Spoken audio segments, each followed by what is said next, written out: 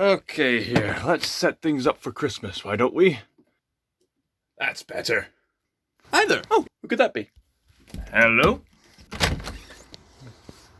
Oh, hello, Postman. Hi there. Here's a letter for you. Oh, It's a review request just for you. due interest, thank you. Have a good day. Have a good day yourself.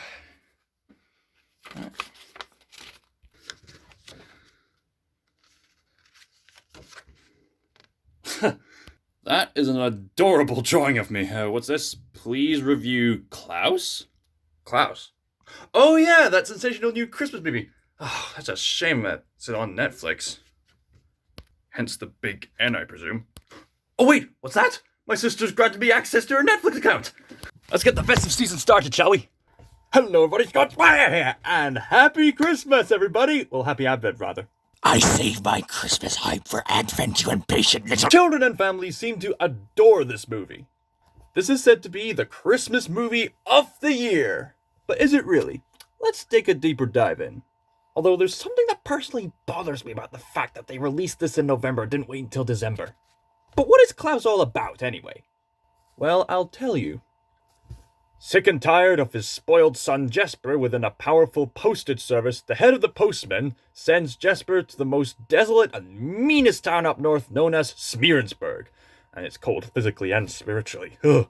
Jesper's mission is to deliver over 6,000 letters in this violent and distant community. This task seems stupidly impossible until Jesper meets a large, monstrous, white-bearded carpenter with a gentle soul named Klaus, who makes toys for children.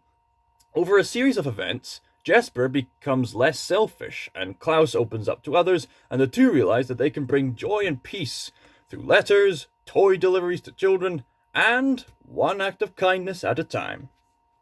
In hindsight, if you've seen other family movies with a liar amongst this quirky community, then you've practically already seen this movie. You name it, like Rango, like A Bug's Life. And its conceptual structure is pretty much by the numbers. But fortunately, this movie shines on its own merits through other aspects on this movie. Such as, and let's just get the elephant out of the room, the animation, which is astoundingly amazing. You traditional purists out there are going to be pleased to see traditional animation make a comeback. It's quirky, smooth, stylized. But something that really makes this animation stand out is the three-dimensional textures and lighting. I have no idea how they did this. And I love the fact that I'm able to say that.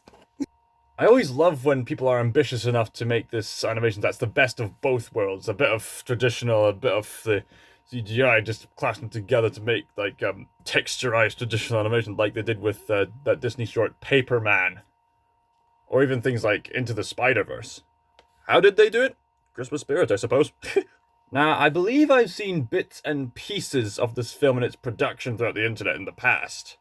They're making quite good progress with smooth animation, and I believe it's the same team who made Treasure Planet? I could be wrong. But the main character, Jesper, does have a lot of quirks and characteristics that are very similar to that dog professor character from Treasure Planet. This has all the right ingredients for a family movie. It's got fun, it's got heart, it's got laughter, it's got drama, it's got great slapstick comedy with how bouncy and energetic it can all be.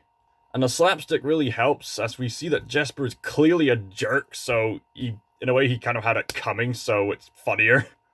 The character designs really benefit the personalities of each of the characters, and some of the character designs are hilariously exaggerated, like the two ginormous children of the two clans. The girl keeps saying, "Mine!" She's like 8 foot tall. The community is rather violent, and there's a few things that I've noticed, like, why do these two clans live so directly close together?